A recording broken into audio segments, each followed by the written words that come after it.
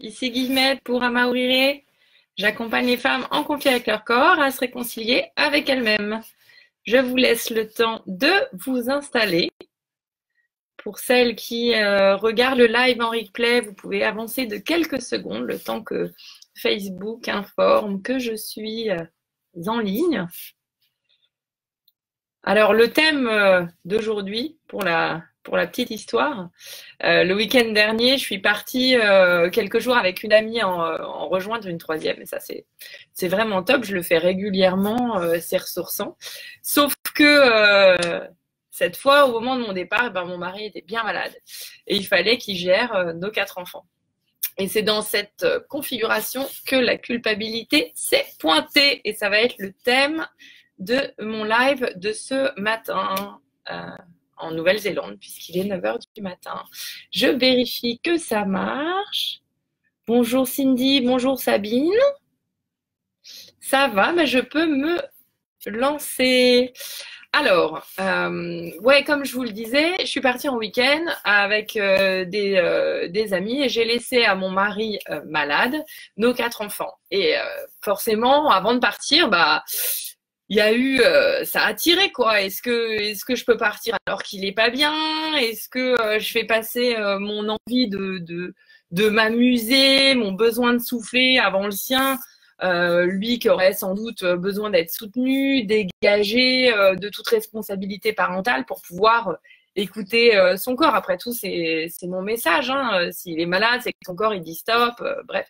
Donc vous imaginez dans quel état d'esprit j'ai pu partir, ça tirait. Alors j'ai partagé des photos sur ma page Facebook. Donc, comme vous avez vu, je suis partie. Et en fait, juste avant, je lui en ai pas du tout parlé de ce tiraillement. Et j'en ai parlé après coup en rentrant, en voyant qu'il allait mieux. Et en fait, j'ai su que si j'avais fait le sacrifice de mon week-end, il en aurait été vachement peiné, voire carrément blessé. Parce qu'il aurait pris les choses comme se disant ouais, elle croit que je suis pas à la hauteur, il aurait pensé que je remettais en question sa capacité à assurer, etc.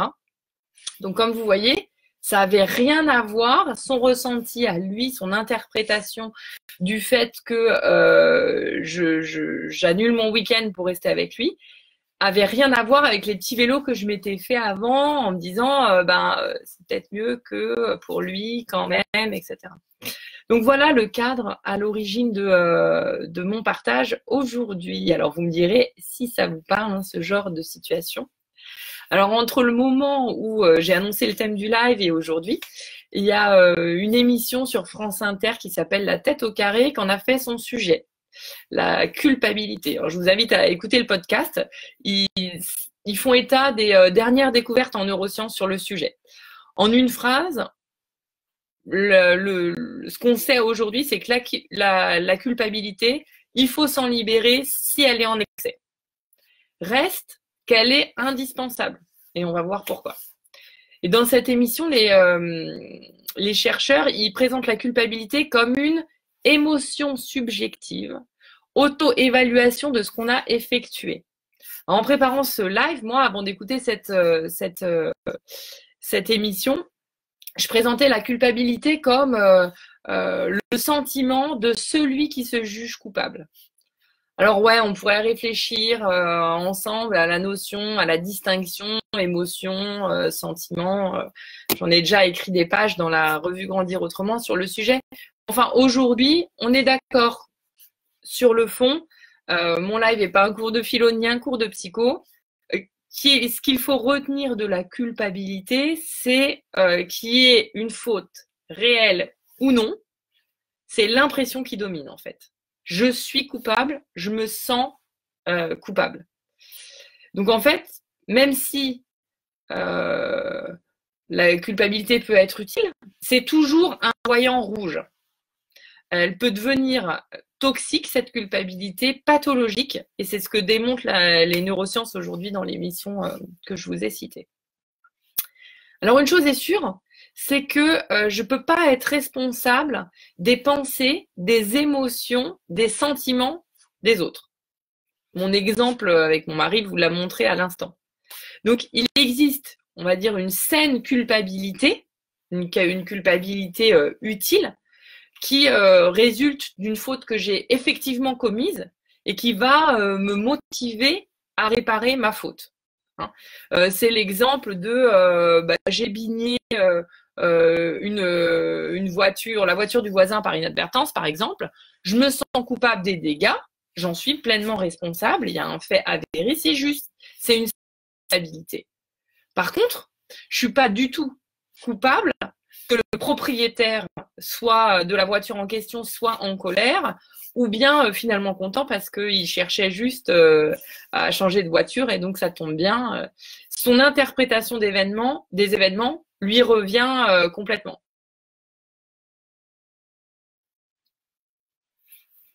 Alors, la culpabilité, elle est utile pour nous permettre de prendre soin de nos paroles, des actes qu'on pose. On réfléchit avant d'agir, avant de parler. C'est utile quand on vit en société, c'est utile pour garantir la paix sociale. On réfléchit à 2 fois avant de violer une règle ou de commettre un préjudice, quoi. Mais la culpabilité qui habite mes clientes et qui m'a habité moi au moment de partir en week-end, elle n'est pas utile du tout. C'est une culpabilité sans faute objective. Elle est plutôt liée à une prise de responsabilité exagérée. Je souligne, je mets en gras. En fait, c'est l'exemple de la mère de famille qui n'ose pas prendre du temps pour elle, par exemple. Elle a 3 enfants à gérer, son mari travaille à l'extérieur du foyer et elle n'ose pas remettre en question la répartition des tâches pour se libérer du temps pour elle, par exemple. Elle culpabilise vis-à-vis de son conjoint, de ses enfants. Bah ouais, il travaille beaucoup à l'extérieur, etc. Mais là, concrètement, quelle faute elle a commise? Est-ce que sa culpabilité, elle est utile ou est-ce qu'elle est plutôt liée à une prise de responsabilité exagérée? En plus, souvent, on interprète dans ces cas-là. Ma cliente, par exemple, elle peut interpréter les pensées de son conjoint, de ses enfants, et ça va renforcer son sentiment de culpabilité, cette impression de ne pas être à la hauteur, etc. J'ai un autre exemple à vous donner. Pour moi, il y a quelques années, je souhaitais prendre des cours d'aquarelle, d'accord? J'étais mère au foyer de 3 enfants à l'époque et autant j'osais faire des formations à l'extérieur parce que j'en ferais un métier, parce que à terme je gagnerais de l'argent et je participerais à la vie du foyer, autant mobiliser mon chéri pour faire quelque chose de non productif, juste pour moi, bah ça me faisait vraiment culpabiliser. J'avais plein d'excuses pour pas le faire. C'était la mauvaise heure, ça demanderait beaucoup de boulot avec les enfants, ça obligerait mon chéri à rentrer plus tôt, ça coûte de l'argent. Beaucoup de freins finalement à réaliser mon désir d'avoir une activité non productive, en fait, juste pour moi. Et en fait, poussée par ma thérapeute à l'époque, j'ai osé. Et j'ai réalisé au bout de quelques semaines que, les enfants étaient super heureux de ce tête-à-tête avec leur père, voire ils me répétaient tous les jours c'est quand que t'as aquarelle, c'est quand que t'as aquarelle, c'est quand que t'as aquarelle. 2, leur père était super content de faire à sa sauce avec les enfants, c'est-à-dire qu'au début autant je préparais les petits plats, autant après c'était plus du tout le cas, il était complètement libre de gérer comme il voulait. Et 3, mon chéri il était super content de voir que je me faisais plaisir et en plus je pense qu'il avait l'impression de me faire un cadeau, etc. Conclusion, la culpabilité de départ dans cet exemple, elle m'a clairement servi à rien. Elle m'a juste pollué la tête et elle aurait pu aller jusqu'à m'empêcher de prendre soin de mon besoin puisque si j'avais pas été accompagnée et poussée, j'aurais jamais osé prendre ce temps pour aller à l'aquarelle. Donc, et en même temps, conclusion quoi, il n'y aurait pas eu toutes ces chouettes conséquences sur la relation père-enfant, sur ce nouvel équilibre à trouver à la maison. Ça aurait été dommage quand même, non? Est-ce que vous avez des exemples comme ça, des choses que vous vous sentiez pas de dire ou de faire par culpabilité, que vous avez finalement dites ou faites et qui se sont révélées top? Dites-moi en commentaire. Bonjour Valérie. Alors, dites-moi, est-ce que vous avez des exemples, des choses que vous ne sentiez pas de dire ou de faire par culpabilité, puis que vous avez faites, dites, et finalement, ça s'est révélé chouette. Je vous laisserai me mettre tout ça en commentaire et y répondrai volontiers après ce live. Alors, c'est vrai que distinguer la faute avérée ou non, et c'est pas toujours facile, hein, ça dépend des conceptions de chacun. Ce sur quoi on peut se référer pour y répondre, c'est la question du choix. Si j'ai pas la liberté d'agir, de penser, etc., ma responsabilité, elle peut pas être engagée, et auquel cas, je peux pas être coupable. Là où ça marche plus, c'est quand on prend en charge les choix d'autrui. On interprète pour lui, on décide pour lui, on infantilise en fait. On l'infantilise parce qu'on le prive de sa liberté d'action. Pour illustrer, reprenons l'exemple de la mère de famille, d'accord, qui souhaite mieux répartir les tâches à la maison. On va dire qu'elle demande à son mari de vider le lave-vaisselle. Il est pas mal mon cliché, hein, il vous plaît. Alors admettons qu'il le fasse, mais avec colère. Alors qu'est-ce qui se passe pour ma cliente? Bah, elle culpabilise de lui demander ça, en disant peut-être que là ça fait trop pour lui, il travaille beaucoup à l'extérieur, il est fatigué quand il rentre. Mais qu'est-ce qui se passe là? Elle prend sur elle la colère de son mari dont elle est absolument pas responsable, elle a absolument pas la main dessus. Le seul responsable de cette colère, c'est monsieur. Alors, ouais, vraiment, on peut pas être responsable des émotions d'autrui.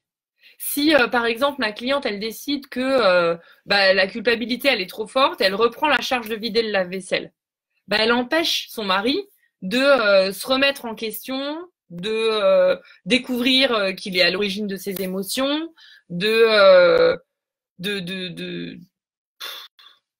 en fait, ça empêche son évolution. Parce que s'il ne sait pas qu'il est à l'origine de ses émotions, il ne peut pas en changer. Et c'est dommage, non? Alors bien sûr, on pourrait ajouter aux conséquences négatives de cette culpabilité inutile un jeu de pouvoir un peu malheureux, quoi. Les rôles de victime, de persécuteur, de sauveteur. Et si on reste là-dedans, il n'y a rien qui va bouger et ça va rester source d'insatisfaction à l'origine d'un vrai déséquilibre relationnel. Alors je vous ai présenté deux types de culpabilité.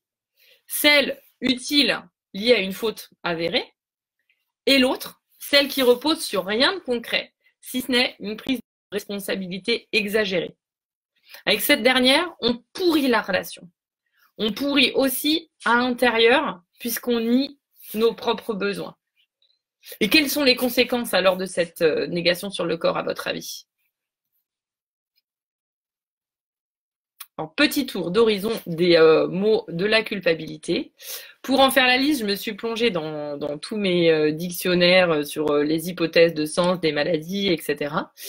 Et je pensais pas en trouver autant, finalement, qui faisaient référence à la culpabilité. Donc, en arrivant, en allant un peu plus loin, je me suis dit, ouch, comment est-ce que je vais réussir à vous partager ça? Je vais pas pouvoir vous faire une liste exhaustive parce que cette émotion qu'est la culpabilité, elle va avoir des conséquences sur plein de pathologies, sur plein de symptômes. Mais disons que si je la divisais en plusieurs catégories, je pourrais vous présenter deux majeures. La première, c'est celle qui est liée à toute la sexualité, à la sphère génitale, la sphère anale, voire urinaire. Là, la culpabilité, elle a des vraies conséquences physiques marquées. Alors, ça s'explique comment? Parce qu'à l'origine de la culpabilité, il y a nos croyances, il y a notre éducation, avec quoi on a grandi. Et en ce qui concerne cette sphère gynécologique, il y a tous tout l'accompagnement qu'on a pu avoir, toutes les phrases chocs qu'on a pu recevoir au moment de la propreté, au moment de la sexualité, de la découverte du corps, etc.